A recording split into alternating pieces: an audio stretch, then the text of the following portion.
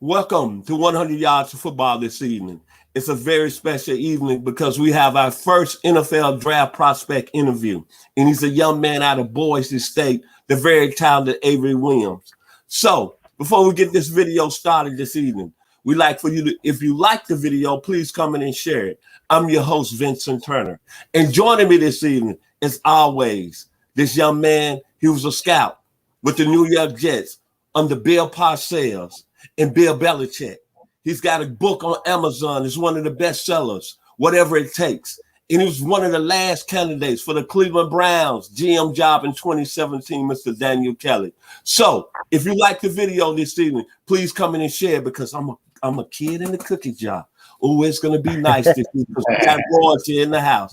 So take the floor, Mr. Kelly, as we bring up Mr. Avery Williams, cornerback out of Boise State University. Absolutely. Thank you so much for the intro, as always, Mr. Turner. And a special shout-out tonight to my agent, Eric Murata, who set this up for us tonight for Mr. Williams to be on with us. So thank you, Eric. And hello, Avery. It's very nice to have you on the show. Thank you for joining us tonight, sir. Yeah, thanks for having me, Daniel. Always appreciate the opportunity. Absolutely, appreciate it. It's interesting because this show is called 100 Yards of Football, and when we talked and spoke offline, you talked about a time when the first time you took the ball as a walk on a Boise, you took it to the house almost 100 yards. Tell us about that. Yeah, no, it was an exciting feeling. So I walked on to Boise State, and my way onto the field was through special teams. So I've always taken pride in that, and the first game, first home opener in my career. It was a nice hot and sunny day. We're playing Troy, and they punted to me, and my first time touching the ball, I ended up taking it 81 yards to the house. So it was a great way to start off my career. That's awesome. That's awesome. So, Mr. Turner, we may need to rename the show 81 Yards of Football. Yes, sir. Yes, sir. Yes, sir. That's great. Mr. Williams, as a talent scout, as someone who's been in the NFL and someone who's been a special team scout with the New York Jets, the first moment, there's sometimes that I just know that I know as a talent evaluator when I turn on the film of a young man who's special in this game. And I had that feeling about you, Mr. Williams.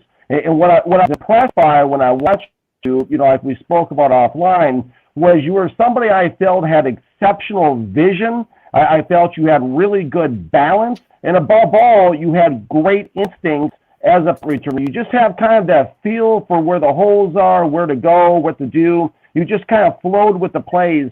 And I really appreciated that. And then, of course, when we spoke, Mr. Williams, with Eric Murata that night, you came across as somebody who, and this is a big part of the evaluation process in the NFL, you came across as somebody who was very humble, somebody who was very well-spoken, someone who's very intelligent, someone who is very articulate, and there was this quiet strength about you, Mr. Williams, that really made an impression on me and felt, made me feel like you were going to be really special in the National Football League. And it's so much so, if you check this out, right, I actually sent your highlight tape, your on YouTube, to my almost 11-year-old son, Isaiah Kelly, today, right? And he loves football, and he might want to be a scout. And he hit me back in text. He said, A+ is what he told me on the text, right? He gave a grade, A+. And my son Isaiah said, quote, I would get demolished by him if I tried to tackle him. So that was pretty cool. So, a couple questions heading into Mr. Williams. To begin with, the big buzzword in the NFL is value. Okay, that's a big buzzword in war rooms, is value. And I know in our conversation, we talked about being somebody who can go three ways. You have offensive ability, you have defensive ability, and of course, the special teams ability is off the chart. Talk a little bit about what you bring to a team in terms of value on offense, defense, and special teams.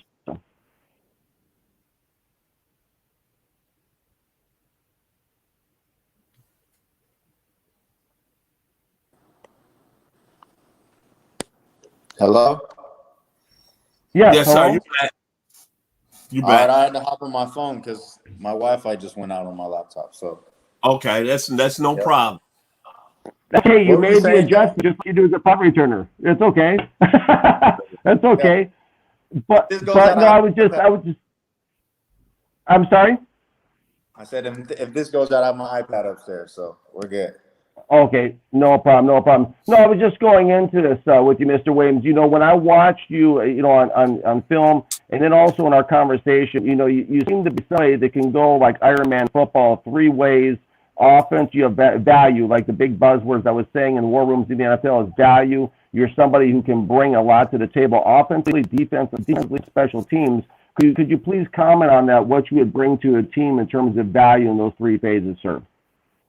Yeah, definitely. I mean, special teams is the most obvious one. You know, in my career, I've been a punt returner and a kick returner. Between the two, punt return, I have 6 punt return touchdowns, 3 kick return touchdowns. You know, and, you know, I've excelled. I've always been, you know, a top guy in the country when it comes to those categories. Something else I can do, kickoff, you know, I can be that, you know, L1, L2, R1, R2 guy that, you know, can either contain or be a safety. And I actually have a forced fumble in my career on kickoff. You know, and I take pride in every special teams. And, you know, another value in my game on special teams is the fact that, you know, I've blocked 5 kicks in my career. You know, 3 punt blocks, a field goal block, a PAT block. You know, I'm a guy that, you know, at Boise State, we were trying to find every opportunity, you know, in every single game plan we had on every single special teams unit, you know, to get me, you know, in the right spot to make a play. And, you know, at schools, there's always those guys who are, you know, too important to play special teams, but, you know, it's the exact opposite for me. I'm too important not to be on special teams. And that's just something, you know, ever since I was a walk-on, it's something I've taken extreme pride in. When it comes to the defense side of the ball, you know, I played corner. I started 4 years at corner at Boise State. Obviously, with my size, I'm probably going to move into the slot at the next level. You know, guard guys, you know, nice and quick and, you know, at my size. So, you know, I can see myself covering guys and also, you know, providing some sort of pass rush and, you know, run stop as well. You know, I'm a physical guy and I'm also, you know, a big time playmaker when it comes on that side of the ball. On offense, you know, we had some plays drawn up for me at running back, you know, and we never got to it just because of, you know, COVID ball and games getting canceled. But, you know, I wish I could have put that on film, but, you know, when you watch my returner film, it easily translates to that side of the ball. You know, whether teams want to see me at slot or, you know, as a flex player or, you know, a third down back, you know, I have great hands, you know, great agility, and I'm versatile. And I think that's that's what makes me so important. You know, I probably named, you know, 7 to 10 positions and, you know, on one play. And I think COVID ball, you know, taught, you know, teams in college and teams in the NFL that, you know, the guys who are versatile that can do multiple things are the most important guys because you never know, you know, who you're going to need, you know, this week or the next week. So. Absolutely, Mr. Williams. Well said. And I know offline too, we spoke about, I brought the name to you, James Agnew with Detroit Lions as you were speaking. You said, I said, you know, that's somebody you remind me of as you're talking. And you said you had a personal experience with Mr. Agnew. With who? With James Agnew with Detroit Lions. Oh, yeah. So he actually hosted me while I was taking an official visit to USD. So, you know, it's not like we kept in contact after that or anything, but, you know, I know exactly who that is because, you know, he's a USD guy who made it from, you know, the FCS level. And the fact that he's had so much production at the next level, it's amazing. And we have similar body types. You know, he can play defense, he can play offense, he can play special teams just because of his versatility, which is, you know, some comparisons of me to him, you know, which is all great just because he's a successful player. Absolutely, Mr. Williams. And my last question before I turn over to Mr. Turner, you know, as a punt return guy, you had mentioned to me that, you know, you want, after your playing career many years from now, you know, you wanted to get into coaching, right? Yeah, I did. One day I want to be a special teams coordinator. That's a dream of mine. Just because I've truly found my passion within this game, and that's on special teams. I remember in 2019 at Boise State, we played Marshall, and their head coach, strictly the special team guy, and preparing against them, they had a number of different formations on their punt team. And his versatility and his excitement and, spice that he brought to special teams, I thought that was really cool, in terms of game planning against, and I can see a lot of advantages to that. And I feel like with the way I inspire, other players on my team with my leadership, that can easily carry over to a coordinator job, where special teams it's primarily, there's a lot of technique, but the schemes are fairly simple. And I feel like motivation and getting your players to, put their heart on the table for you is one of the most important parts. And I feel like I could do a great job of doing that. Absolutely. And you had said, too, that you helped, just to interject, you had helped design some plays or some terms you mentioned, too, while you were at Boise. Is that correct? Yeah. The coaches trusted me, with the preparation that I would do and my game experience and, how much I love this game. They would, allow me to sit in on meetings or sit in their office and, basically debate, what our best opportunity in making a play was. And I remember always being in there with Coach Zach Alley. He just took a defensive coordinator job at ULM. We were in there a couple weeks like, man, I think this block might work. I think this one might work. And, we were able to get, a few blocks this year, on special teams, and ended up having one of the most efficient special teams, in the country, the most efficient special teams in the country, just because of how much we scored, how much we blocked, kicks.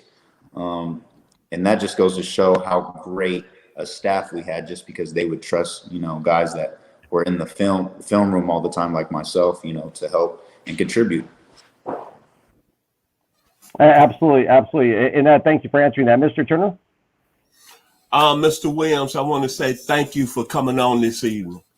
And I'm going to say this, I admire you as being a walk-on, because I tried to walk on to University of Arkansas back in 1979. I got cut right after spring practice. Right after this practice was over in the spring, because they brought a lot of other players in and then come in recruiting class. But I'm going to say this, I have a list of all the great walk-ons that played in college football from Mr. Kevin Green at Auburn, Rashad Johnson at Alabama, Adam Alchaletta at Arizona State, Clay Matthews at USC, Mr. Jody Nelson at Kansas State. You have made my list, my man. You came in my list last night. I think you in the same rims, them young men that walked on, Hunter Renfro, who's playing with the Raiders, and Santana Moss.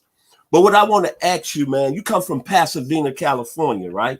Now, Pasadena is known for great basketball players, man. Michael Cooper, Tracy Murray, man, Jacques Vaughn, the great Michael Cooper, who played with the Lakers. So you represented football-wise.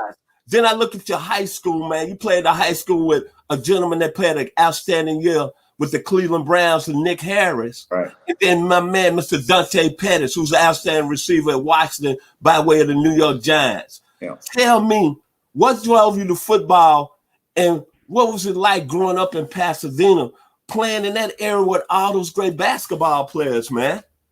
Yeah, no, that's funny you bring that up. I think primarily, Pasadena just puts out guys that are athletic, and most of all, great men. Everyone that you meet from Pasadena, they have a strong competitive edge to them. But, we always give back to where we came from. And, that's a big thing about it. But what drew me to football was, my father. He played free safety at USC. Okay. So he went, just like myself, he went to college as a running back. And he played back in the day when Marcus Allen was there. And, they had every good running back in the world at USC. And basically the coach came in the room and was like, hey, who wants to go over to defense? My dad was like, I'll head over. And that's cool. You got the hat on. He actually got cut from the Cowboys. Okay. Okay. But Yeah, no, he played at USC, and he introduced me and my brother to this game. Taught us everything we know about the game. Obviously extremely grateful for that. That it could take me this far. And you look at all the guys that came from Pasadena. We have a lot of guys in the NFL. From Pasadena. Miles Bryant. Okay. Tight end, University of Washington. Okay, yeah. Darnay Holmes, David Long, and a lot of other names, but those are just guys that I grew up with and grew up playing against, and we have more to come in the future. So, okay, next question I want to ask you, the most important question for me: what made you walk on at Boise State, and why did you choose that school based on the fact the school is producing pretty good football players? Orlando Scandich, Kyle Wilson, Lyndon Vanden Earth right now playing at a high level, DeMarcus Lawrence. And don't tell me the field attracted you. Tell me what made you go to Boise State and walk on, because you had all them great Pac-10 schools around, then your dad walked on at USC. So what brought Boise State in the mix? Well, actually, I had no offer. So, I was able to have a connection to both Boise State and Colorado. And I ended up taking a visit, an unofficial visit to both of them. And it was the easiest decision I ever made, just because the coaches at Boise State were just so welcoming, just such great people, just high character, elite people, that it was such an easy decision. They made me feel like I was just any other scholarship player when I went there. Every single coach came up to me and introduced themselves. I was like, wow, this treatment is, it makes me feel like I'm really wanted. And, obviously, I don't know if many people know this, but Boise State has a great history of walk-ons, and Leighton Vander Esch is one of them that you mentioned. I hope he made your list as well, because that's a guy that I played with and also, look up to this day. But just the history, the winning tradition, the culture, the people there, not just, in the football, facility, but you go out into the city, you go out downtown, you walk by someone's going to say, hello, how you doing? How's your day going? Just the whole environment. Boise's just an amazing place. I feel like it's unmatched in a lot of ways, and one of the easiest decisions of my life, and obviously one of the best decisions of my life. I got two final questions for you this evening. Myself personally, I knew about you in 2019. Okay. I turned on my TV on ESPN, and y'all was down there in Tallahassee, Florida. Okay. And I think you blocked the kick in that game, and you was going back and forth with the wide receiver, Mr. Terry, that evening. Okay. And I said, that young man's special. And they had Asante Samuel Jr. on the other side. And before pregame, they was talking about him, but after the game, your name started to come in the mix. And then what really excites me about you with your special team return game, and I did my research last night, and when I look at you, man, you got a little bit of a young man. Since you mentioned USC, I'm going to take you back. You got a little bit of Anthony Davis from San Bernardino in your game returning the ball. Then you got a little Eric Metcalf. They went to the University of Texas and played with the Browns. Then you got a little bit of Garrett Sayers, the Kansas Comet. Then what really takes me off, when I look at you, you remind me of David Palmer that went to the University of Alabama. It just seemed like, man, when you return them kicks, you're 9 in your career, you glided. And you know this, when you turn the kick off on the punt, it gets the fans hyped. It get them hyped. But you got all that, man. And I'm telling you, boy, you remind me so much of Anthony Davis. I mean, man. But my thing is, man, is that I love your game and I love what you're doing. And, man, I hope you're excited on the next level, because right now the scouts might know about you, but return game and special team is very huge. And all those players were very huge. Oh, wait, man, you got that Garrett Sayers, Anthony Davis, Eric Metcalf in your game. But I want to say, hey, man, many blessings and thank you, man, for coming on this evening. And God bless. But I knew about you 2019 when you went up against Florida State, and they was talking about Asante Samuel Jr. on the other side. I didn't even know who you was, but after the game, they were talking about the young man from Pasadena, Mr. Avery Williams. I appreciate it. Kevin, final Mr. Avery Williams. Absolutely. Well said, Mr. And Mr. Williams, a question I would have for you is and this is a question that some teams may have, but What drives you? What is your why? Yeah, that's a great question. I think one of my greatest, things that have always driven me is the fact that, at every single level, I've been overlooked in some aspect.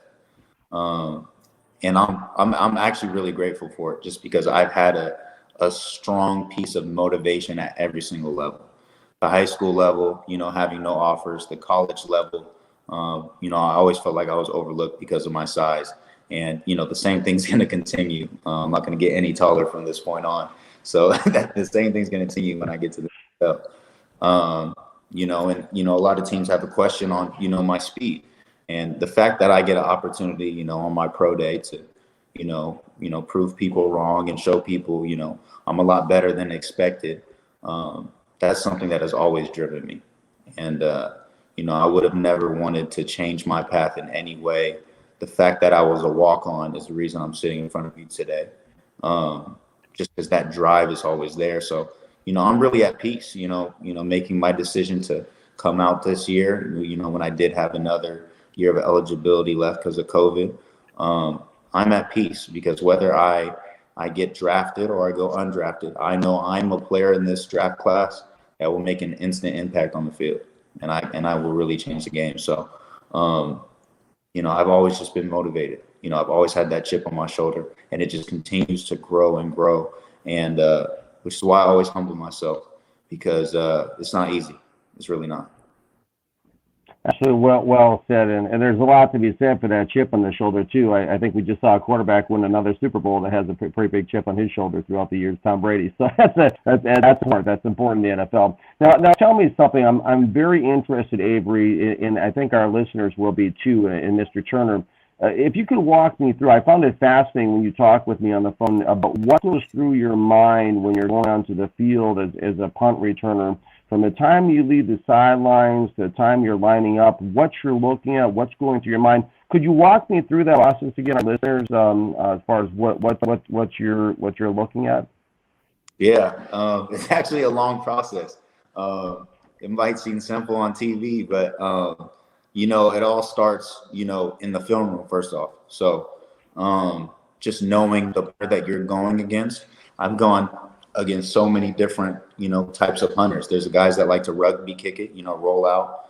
Some guys will be like a one-step rollout or a two-step rollout, or, they'll take a few steps and wait for, your punt rush team to come and tackle them so that they get it off last second. There's punters that are right-footed, left-footed, pocket punters only.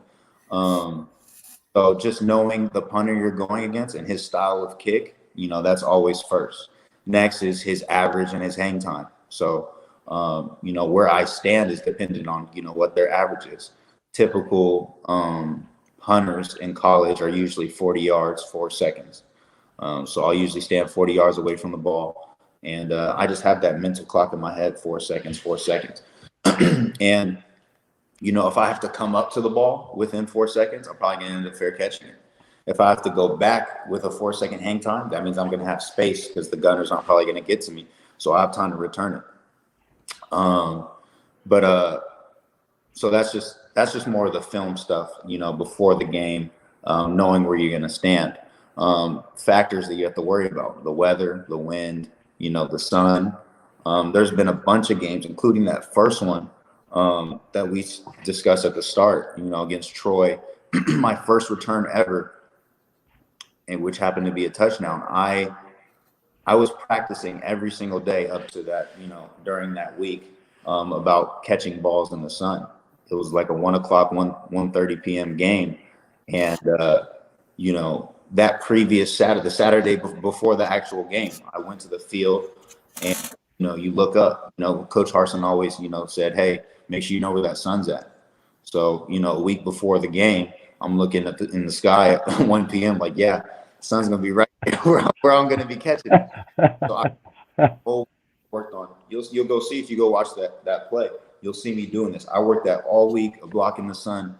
And that's a big factor. That's something big because, if you get to the game and you're caught off guard and you haven't prepared against those things, there's a chance that it will affect you. But when it gets down to the actual play, what I always have to do is count the guys in front of me. So there's 11 guys on the field. I don't count myself. So I count, just make sure there's 10 guys in front of me. Make sure there's not more, get a penalty. Make sure everyone's aligned. Make sure no one forgot about a gunner on the left side or the right side that, they could possibly, run a fake on us. So once I get my count, I'm good. I look to the sideline. My coach will give me the signal of, what our return is. And since I'm so influential in the block game, and I do come straight from defense to my return.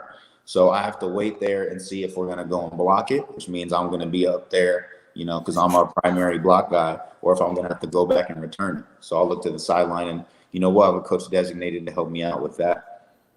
But then when the play starts, so let's say we have our regular punter who's right-footed pocket punter, 40 yards, 4 seconds. So I'm going to be 40 yards away from him.